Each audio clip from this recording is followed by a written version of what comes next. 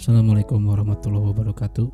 Terima kasih sudah menyempatkan waktu kembali ke channel kami. Jadi kita hari ini akan membahas sesuatu yang sedang marak dilakukan oleh masyarakat kita atau masyarakat dunia bahkan, yaitu tentang teknologi yang semakin maju dan bagaimana sikap kita dalam menghadapi teknologi tersebut. Yang saya maksud adalah media-media sosial, lalu aktivitas-aktivitas kita dalam memperlakukan media sosial, dan bagaimana cara kita atau yang biasa kita lakukan dalam menghadapi media sosial ini. Nah, mungkin teman-teman di sini kalian kan punya akun media sosial, dan diantaranya ada yang berupa TikTok, Instagram, lalu channel YouTube mungkin ada yang punya juga, lalu Facebook dan lain sebagainya. Lalu di WhatsApp juga kan. Nah, kita kan sering menemukan informasi-informasi yang belum tentu benar, yaitu hoax. Hoax yang beredar di media sosial itu sangat tidak bisa dibendung untuk zaman sekarang. Tidak jarang kita berdebat akan sesuatu yang dimana sumber informasinya adalah sebuah hoax, sebuah informasi palsu atau yang belum tentu kebenarannya, yang belum terkonfirmasi kebenarannya, tapi kita terlanjur debat duluan di kolom komentarnya atau di suatu forum tersebut dan lain sebagainya. Nah, yang saya titik beratkan di sini adalah kelakuan manusianya dalam beradaptasi dengan media sosial yang semakin marak seperti ini. Contohnya dalam kalangan wanita, perempuan. Nah, apa yang mereka lakukan kebanyakan adalah memanfaatkan media sosial sebagai ajang mereka untuk membuka diri. Mohon maaf ya untuk para wanita yang sedang menyaksikan video kami. Saya tidak bermaksud untuk menyalahkan kalian, tapi saya hanya mengungkapkan atau berbicara dengan berdasarkan fakta yang saya lihat itu. Saya melihat perempuan yang terlalu membuka diri. Maksudnya terlalu membuka diri adalah dalam bentuk visual, bukan pemikiran. Kalau pemikiran maka itu bagus, open minded. Tapi kalau misalnya dalam bentuk visual, yaitu memperlihatkan fisik yang menonjol untuk meraih like, untuk meraih view, itulah yang sedang terjadi saat ini. Dimana yang saya percayai bahwa media sosial berupa aplikasi yang sedang marak sekarang itu dibuat untuk menunjukkan atau meningkatkan kreativitas manusia atau pemakainya, sedangkan kreativitas itu malah dikalahkan oleh tren narsisme. Narsisme itu adalah kecenderungan untuk menonjolkan diri sendiri, yang biasanya ini erat dengan perempuan. Kita selalu miris itu, apalagi saya selalu miris ketika ada orang yang berkarya di TikTok misalnya ya. TikTok itu kan sudah ditanda kutipkan atau dianggap sebagai aplikasi yang buruk. Buruk dalam artian itu adalah orang yang merasa idealismenya tinggi menganggap aplikasi TikTok adalah aplikasi yang dimana pemakainya atau orang-orang yang berkecimpung di aplikasi TikTok adalah orang-orang yang bodoh. Saya tidak mengatakan saya yang mengatakan seperti itu, tapi banyak orang yang dengan idealisme tinggi mengatakan aplikasi TikTok adalah aplikasi pembodohan. Seperti itu, baik di negara kita atau negara yang lain. Sampai-sampai di negara India itu dilarang. Karena apa? Salah satunya karena ada tren yang dianggap manusia itu melakukan kebodohan di TikTok, biasanya di TikTok, dimana ada tren goyang apa, lalu ada tren apa yang sebenarnya tren ini adalah terlihat konyol oleh orang normal sekalipun. Saya pernah melihat atau bertemu orang, dan orang ini adalah perempuan, di mana saya sedang melewat dengan teman saya. Saya melihat perempuan ini sedang joget-joget. Saya pikir dia itu sedang ngapain gitu, itu kenapa cewek. Lalu saya sadar bahwa di depannya ada HP, artinya dia sedang melakukan tren TikTok tersebut, yaitu joget apa ya namanya, teman-teman tahu sendirilah.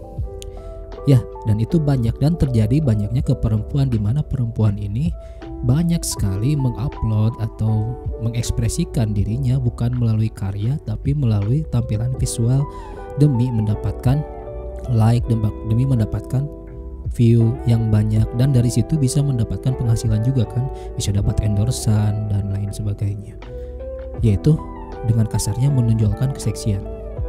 Dan itu jadi tren sekarang. Walaupun sekarang TikTok itu saya tekankan lebih membahas ke TikToknya ya di sini.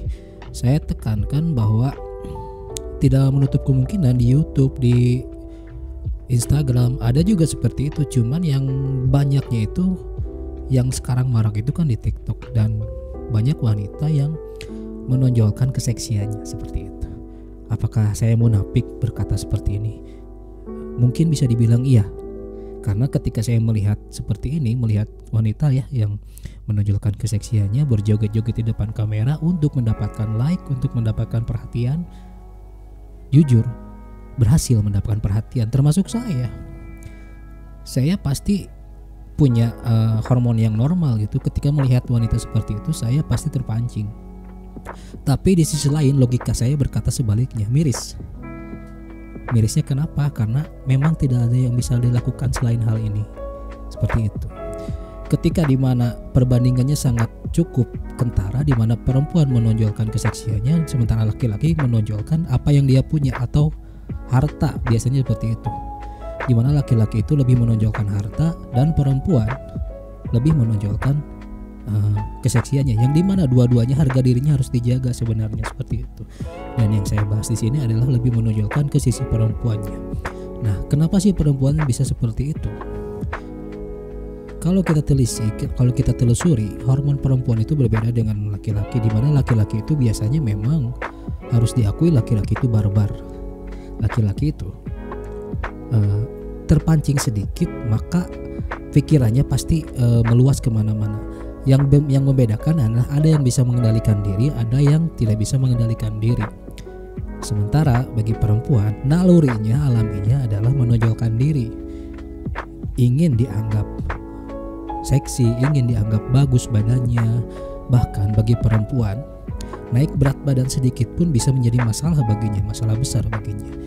Ini adalah sifat alami yang dialami oleh perempuan, dan laki-laki, di mana laki-laki itu lebih ke bekerja dan mendapatkan uang, dan hasil uangnya itu terkadang ada yang atau hasil kerjanya itu terkadang ada yang dipamerkan. Itu yang trennya bagi laki-laki, tapi bagi perempuan badannya yang ditonjolkan.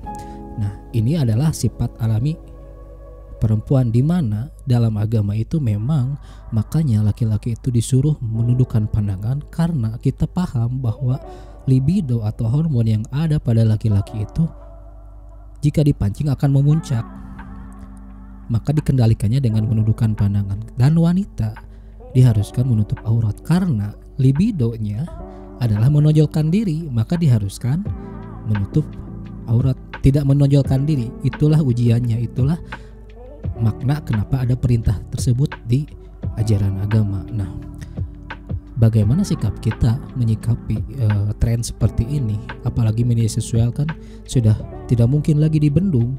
Tapi jika kita menjauhkan media sosial dari anak-anak kita atau generasi selanjutnya, nanti anak-anak kita akan ketinggalan zaman kan.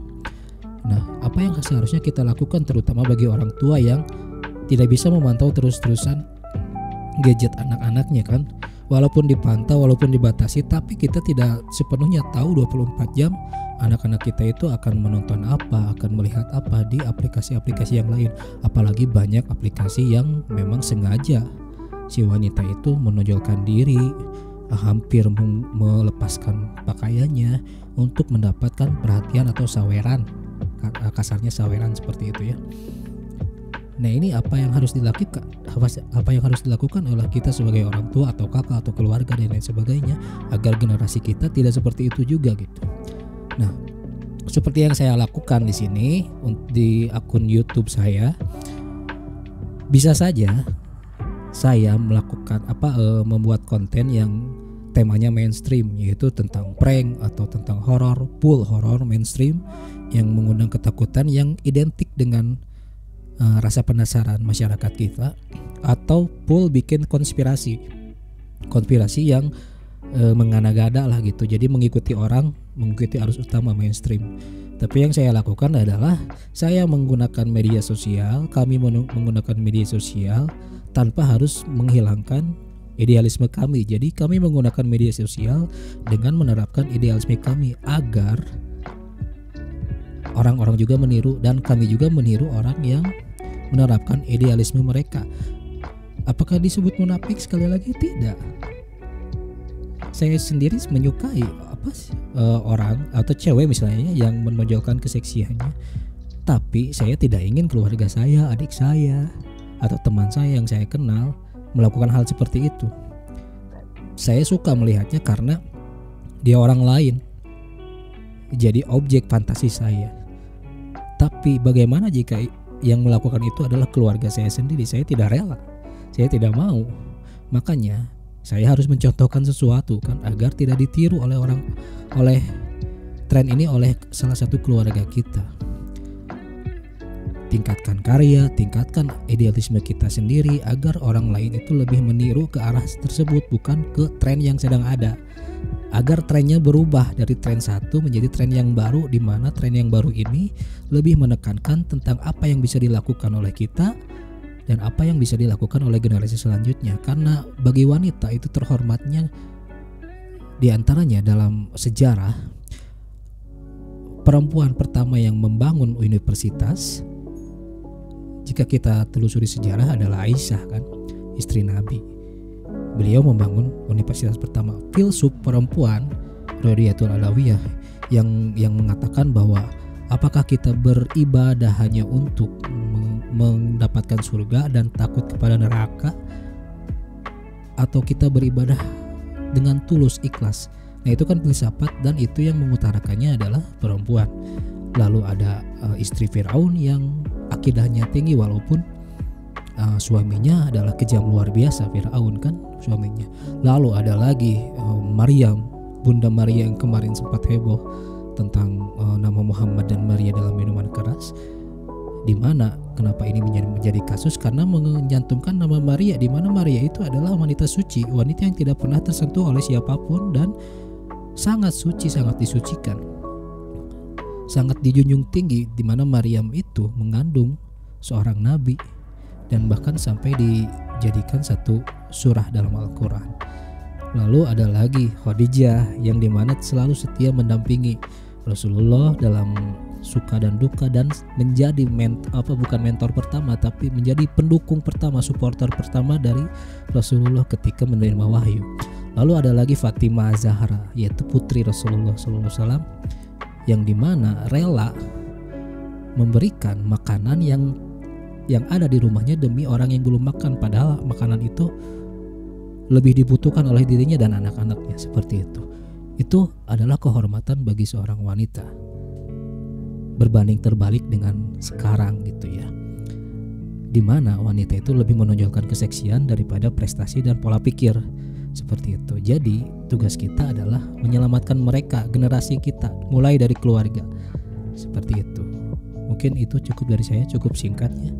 Semoga ini bukan konten sok tahu saya, tapi ini adalah konten keresahan yang harus saya bagikan ke teman-teman semua, agar bersama-sama kita membangun generasi yang lebih baik ke depannya, dan tren ini cukup tidak berlanjut nantinya. Seperti itu. Assalamualaikum warahmatullahi wabarakatuh.